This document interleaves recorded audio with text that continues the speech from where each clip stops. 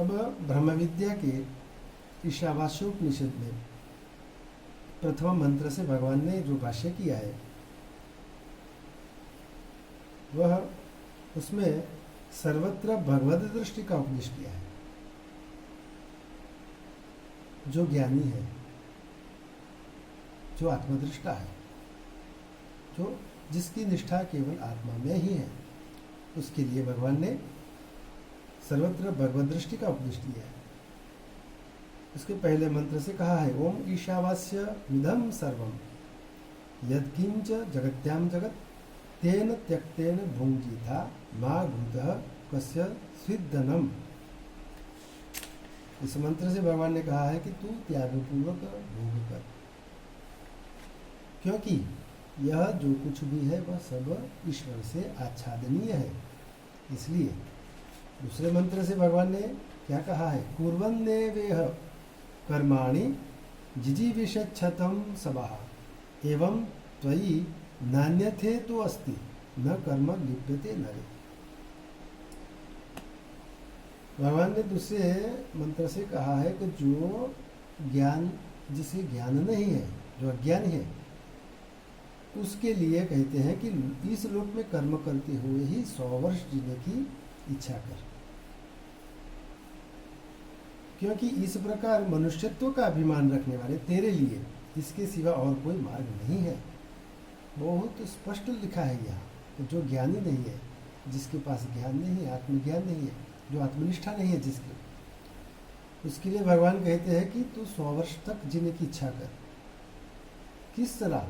तो सत्कर्म करने की इच्छा से, सत्कर्म करके ही अग्निहोत्र आदि कर्म कर और 100 वर्ष तू जीने की इच्छा कर। दूसरे मंत्र से ऐसा कहा है। अब तीसरे मंत्र से भगवान कहते हैं असुर्या नाम ते लोका अंधेन तमसावृतः तांस्ते प्रत्याभिगच्छन्ति ये के चात्महनो जनाः। वे असुर संबंधी लोग आत्मा के अदर्शन रूप अज्ञान से आच्छादित हैं। जो कोई भी आत्मा का हनन करने वाले लोग हैं, वे मरने के अनंतर उन्हें प्राप्त होते हैं। जो आत्मा को नहीं जानते वह आत्मा का हनन करते हैं, अज्ञान है। इसलिए ऐसे जो लोग हैं वे असुर संबंधी लोग, आत्मा के अदर्शन रूप, जिसको आत्मा का दर्शन नहीं होता, वह उस परिस्थिति में अज्ञान से आच्छादित हैं। वे लोग अज्ञान से आच्छादित हैं। अज्ञान क्या है? अविद्या है।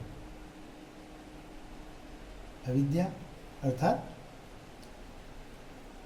जिसका अंतःकरण मलिन है, जिसका चित्त विक्षिप्त है और जिसे ज्ञान है, जो सत्य का जिसको ज्ञान नहीं है, वह अविद्या से युक्त उस जीवात्मा की बात यहाँ भगवान ने करी है कि ऐसे लोग हैं, वो मरने के अनंतर उन्हें, जो असुर संबंधी लोग हैं, उसी को प्राप्त होते हैं।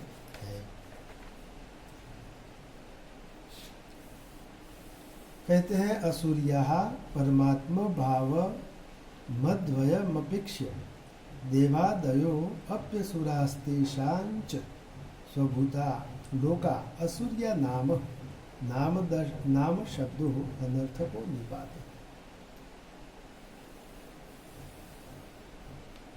इसी तरह